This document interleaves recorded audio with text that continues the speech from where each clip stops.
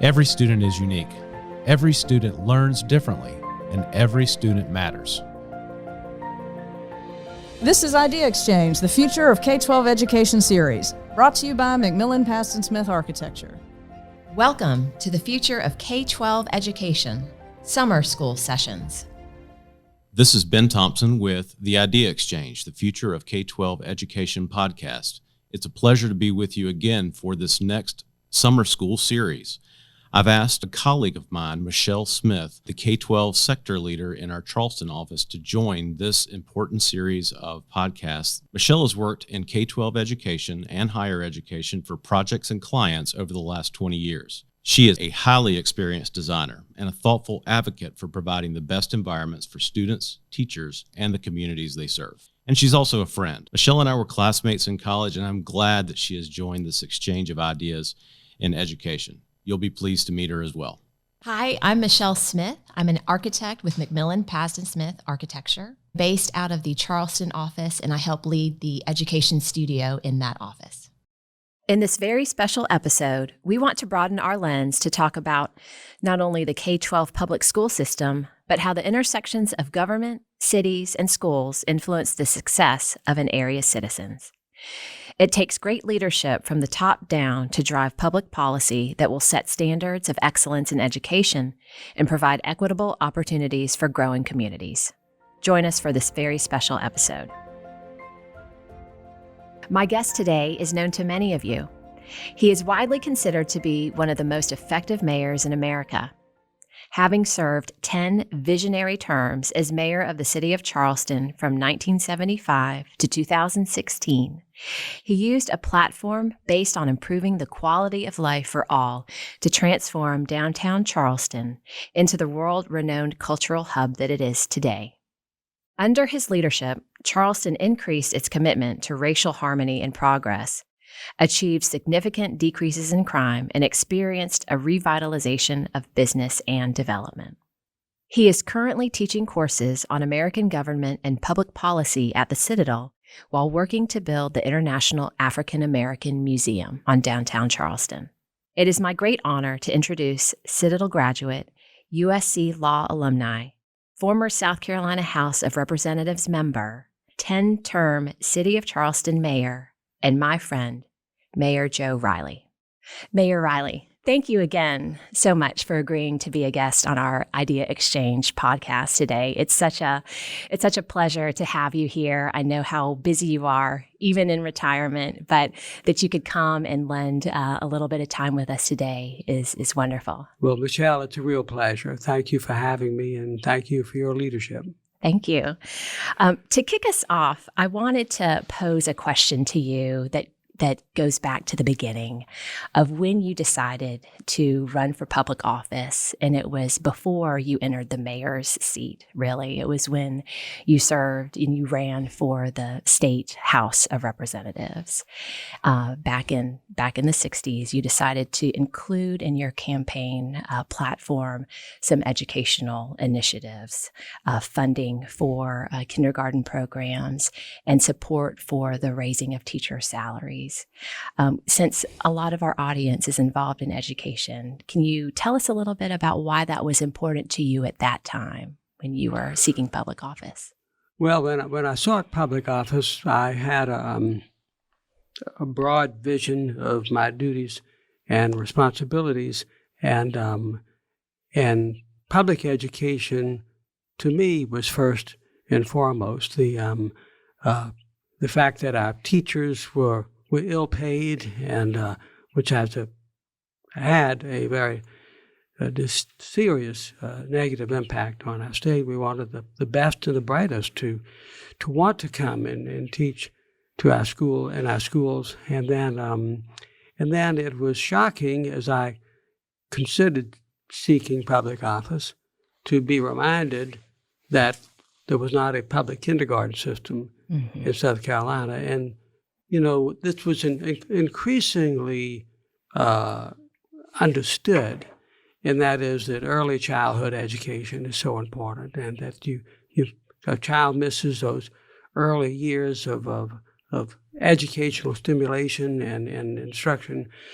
So I proposed and was the first to propose a statewide kindergarten system, and it was very controversial among some, and those were challenging times, and the issue of race was always near the surface, and some of my colleagues in the legislature who were opposed to public kindergarten had that kind of confused with an effort to foster, I guess, more integration, which was a very good thing to me. So I knew it was important, and I read a good bit about it. And how did you change minds? How did you reach across the aisles to those who disagreed or who challenged your notion? Was it just a matter of talking with them, over time and showing them results? A lot of times these days we rely on data. So like you're saying, early childhood education is so important. And now we have that brain development data from neurologists that speak to that. But at the time, there may not have been the same types of resources. So how were you able to convince them? How were you able to change minds? Well, I've told people in my job as mayor, I was in sales. And so you can have what you think is a good idea, but if you can't convince a majority of the people that it's a good idea, then you're a failure.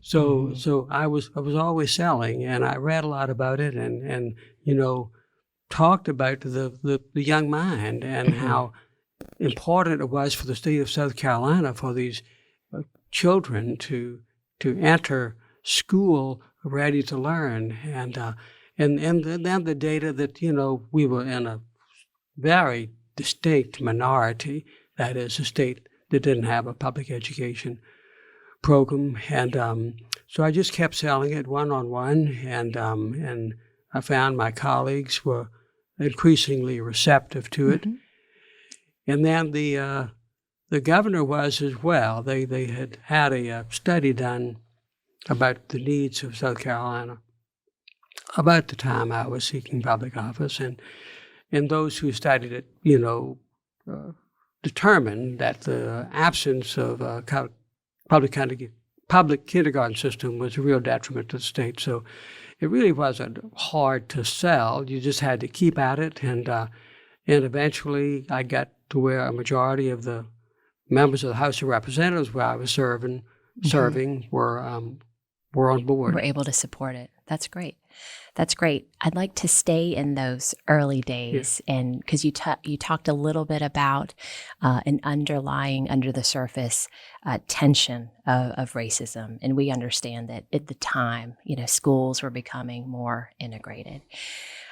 In one of your biographies, I read that you were inspired by Martin Luther King's speech. Which is so relevant for that time.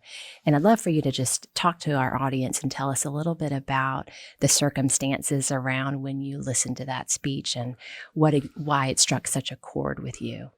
Well, I had, I was interested in politics and government, and but back in the late 50s and early 60s, seldom did you have a chance for Dr. King to really be speaking to you. He was interviewed when he was being arrested for, nonviolent activities or controversy. And so on August the 28th, 1963, I happened to be sitting in front of the television in my parents' home because my older sister, I have three sisters, was going to have a baby, the first grandchild in our family. So I wasn't going anywhere, and she left the hospital early in the morning, and so the TV had my full attention, and there fortuitously was Dr. King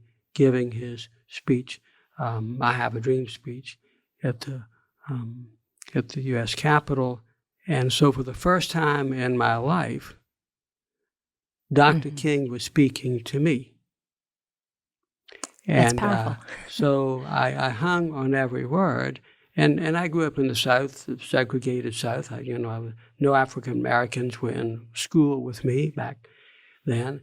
And so he helped convinced me of the wrong of our ways. I was kind of progressive, liberal-minded for my among my colleagues, but he was convincing, and he grabbed my heart, and that really enhanced my vigor in advancing the cause of racial progress and all of those components of life, like public education and like public kindergarten.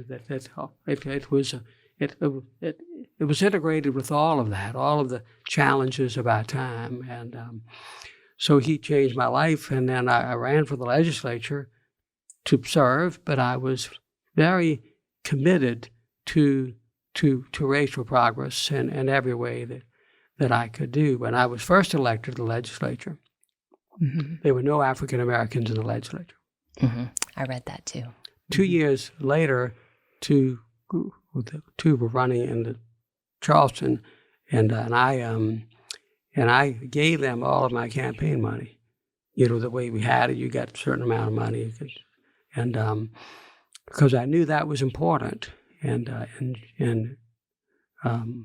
Herbert Fielding was elected. Jim Clyburn, now a wonderful congressman, just barely lost, but he did so well and was so inspirational that Governor West, who had just been elected governor, hired him to work in his senior staff, the first African-American to work in a governor's office in the history of South Carolina, certainly since Reconstruction. And so, you know, I was very happy and proud of that. And then Congressman Clyburn's extraordinary leadership in our country is most remarkable. Right. He's found great success to contribute so positively to the entire state of South Carolina and the nation as a whole.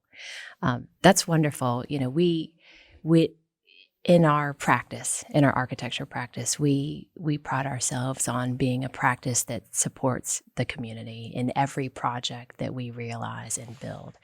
And we work on a variety of projects. And, you know, I've been focused in the education sector for the past several years with the firm. And this idea you talk about, the educational component, is such a strong component to making successful communities. And while as the city of Charleston, as the mayor, you've had an indirect role in improving the facilities downtown, I do want to talk about the rebuilding of the schools that occurred about 10 years ago when the Charleston County School District decided to rebuild 4 or 5 of their downtown schools, which were aged facilities, seismically insufficient, and why that was such an important role, that was such an important action for the city of Charleston. I know you worked with the then superintendent and capital projects manager with the school district, but talk about a little bit about that. Well, it was such a wonderful opportunity. The bond issue passed, and there was funds available for new schools. And what I've said often in my work about this, that's the most important building in a community. The school. I say the same thing too. And so the attention to architecture, design, to placement, all of that should be at the highest level. It's the, and so the school buildings should be inspirational, as well. They just built another school. No. This is a great new school that's going to be in this neighborhood, and so all aspects of design, the placement, the physical design, the materials, and all of that there's nothing more important. And so I worked with Bill Lewis, and, the city has a design review powers and the Board of Architecture Review. And so I work closely with them, and, and it's, what in life, it should all be about excellence. Not just well, that's another school, that school. No, it should be an excellent school, The kids should be so proud. I mean, it's, schools and libraries are the most important buildings in a community. And so the felt pressure of excellence in design is so important. Right. We completely agree.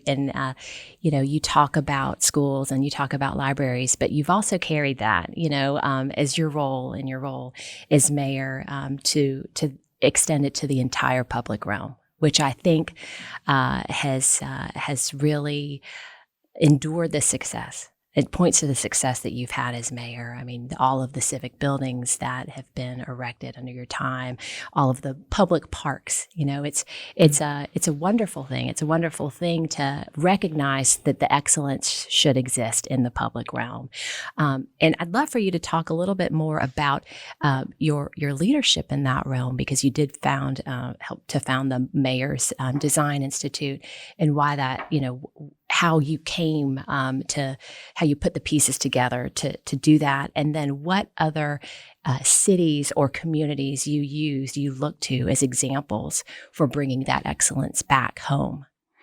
Well, I had a trip funded by the German Marshall Fund. They invited a few people years ago, and went to 4 cities in England, 4 cities in Germany, and I was young in the time and in my service and age, and so I was looking to what these cities that were older and had experience in taking the steps to be deemed beautiful, wonderful, successful cities.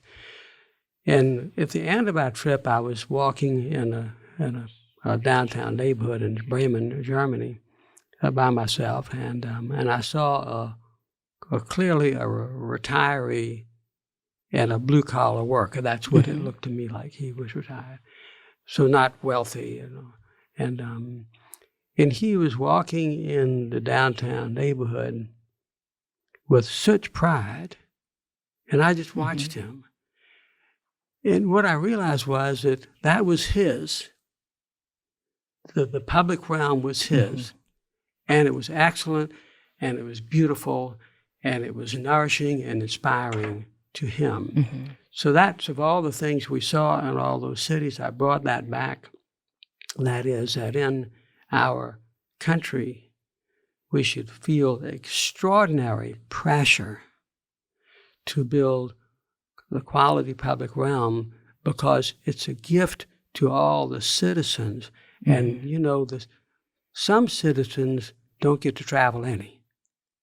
Some get to go to famous places, but some don't travel any. So if they're going to experience excellence in a public realm, they have to find it in their city. And so that helped me undergird in all of our civic design work in Charleston, and then in founding the Mayor's Institute of City Design to give that spirit and that pressure to citizens in the community. It's not just okay. It's got to be excellent, and worrying about the details, and and the parks, and they should be plentiful. They belong to the public, and they should be pressure in designing the parks. Right. First thing a park should be, what is the purpose of this park? You do the park. It's what role does this park in this neighborhood of a city serve?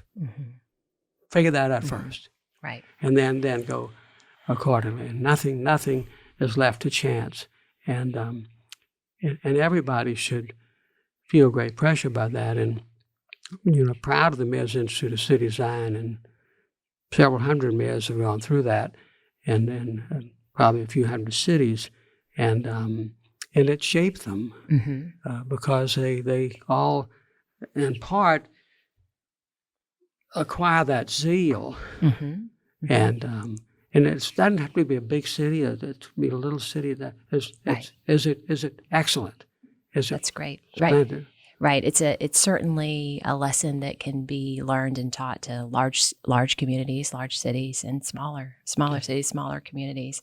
And I think that speaks to the appeal that Charleston has had as a destination, and you talk about that, and we hear about tourists coming to our town, but the fact that you have shared these lessons already with so many mayors across the country just means that the influence goes the other way too, the other direction too. So as I turn to some of the closing questions I have for you, Mayor Riley, you talked about having grown up in Charleston, and your father grew up in Charleston. You've seen so much and have witnessed so much. Is there one particular change or development you can speak to that stands out the most in your mind, or that if you had to do it all over again, you would do, or that just is worthwhile, to note? Is there any one development in your 40 years in office? Well, I luckily can feel good about what we did, and I think we go back to the excellence issue. What happened? We worked hard. So the downtown, when I was taking off, it was dead. I mean, it was flight abound, and so you could have easily just put some stuff there, and but we knew it had to be excellent stuff. And so the scale and the quality of architecture and all of that had to be, you should just feel extreme pressure that, when we built the waterfront park, to make it a wonderful park and for everyone who comes. So I feel that when people come to Charleston, like that gentleman in Bremen 40 years ago, they come and I see them walking around, the visitors, and they really like what they see. They might not articulate it in a design way, but you see the same thing. They like being there. It's about beauty. Beauty is, sometimes people are embarrassed to say that, but it's, you create a place of beauty, whether it's a park or a public building or affordable housing or school, and it's transformative. It is. It's so interesting you talk about that experience of the water, because I remember as a student when I was still in graduate school for architecture, coming down and understanding that was a vision of yours, to have a continuous waterfront experience around the peninsula. We're still improving that vision with the improvements that are being made to the Battery right now. And then, our firm is also improving that experience with the Waterfront Hotel and extending that waterfront park. So we're still realizing, some important pieces and components of that vision. I would like to ask you a question now that I have asked our previous podcast guests, because you've been such a motivational and inspirational leader throughout your life. It takes a lot to physically, I think, and mentally, emotionally recharge. When you are facing the types of events and just leading a world-class city day in and day out. What do you do, or is there anything specific or particular that you do on a daily or monthly, yearly basis to recharge, to reinvigorate your inspiration, to be able to energize and engage the team of folks that you work with? What's the magic? Well, what's the magic to keep going? Michelle knows I have a wonderful wife, so and Michelle knows my sons. They're not living at home anymore. They're young professionals, but what I had at home was a nurturing, loving experience, and it was restful. I didn't bring work home. I worked hard, exhaustingly at the office, and but I came home to my family. I would go running in the morning where I get a lot of energy and and creative ideas, and then I'd come back to work ready to go, and don't come there exhausted, come there challenged, and what can I do better, and all of that. And so I never grew weary. I served 40 years, and I didn't seek to run again because I was tired. I just maybe felt it was time. But just try to be fresh. And then I'll tell you another thing is always be listening.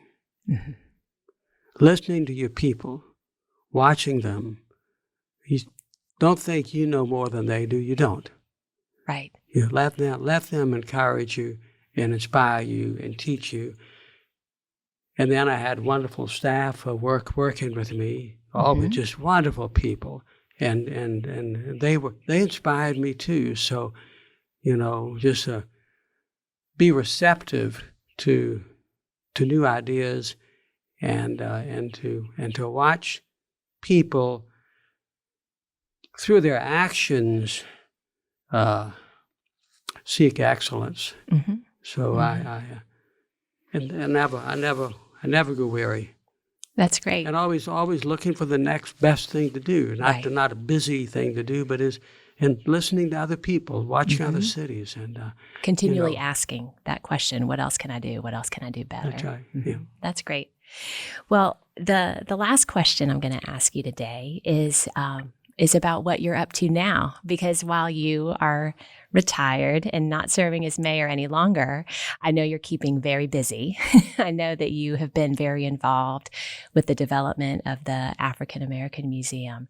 So can you tell us a little bit about how that progress is going, and then what else you're up to this summer? Well, the museum is going very well, and I should say for the listeners that will be one of the great museums in the world and in our country, and it is being built on a site that's a sacred site. It was where the largest wharf in the colonies, where more enslaved Africans were brought than any other place in North America, and then we had great designers work with us. We were able to put it on the water, and great designers, exhibit designers, and as well as architects and landscape architects.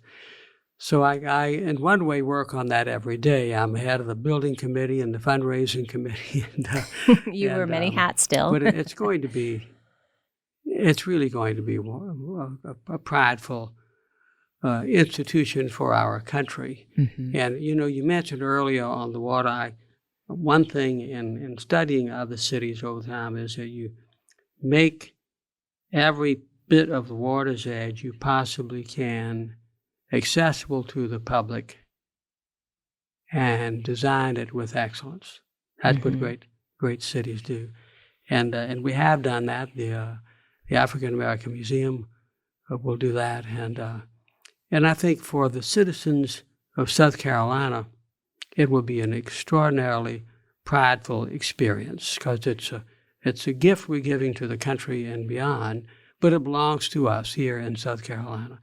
That's right. And it's going to be fabulous. It'll open, if everything works well, probably in October or November of 2022. The building is almost finished, but then we go through the process of designing and putting in the exhibits and all of that. Right. That always takes time. That's wonderful. Yeah. Well, great. Well, again, thank you so much for taking time to sit down with us today. It's always wonderful to hear you talk about your experiences, and we appreciate it. Well, thank you, Michelle, and congratulations to you on your wonderful work and leadership in your profession and in the community. Thank you. Idea Exchange, the Future of K-12 Education podcast series, is brought to you by McMillan Pazdan Smith. The K-12 studio at McMillan Pazdan Smith is focused on helping schools prepare future-ready students. Have a question or a topic you'd like to address? Please complete the contact form listed in the episode description. Thanks for tuning in to Idea Exchange, the Future of K-12 Education series. This series is recorded at Bramble Jam Studios in Greenville, South Carolina. Remember to subscribe so you don't miss our next episode.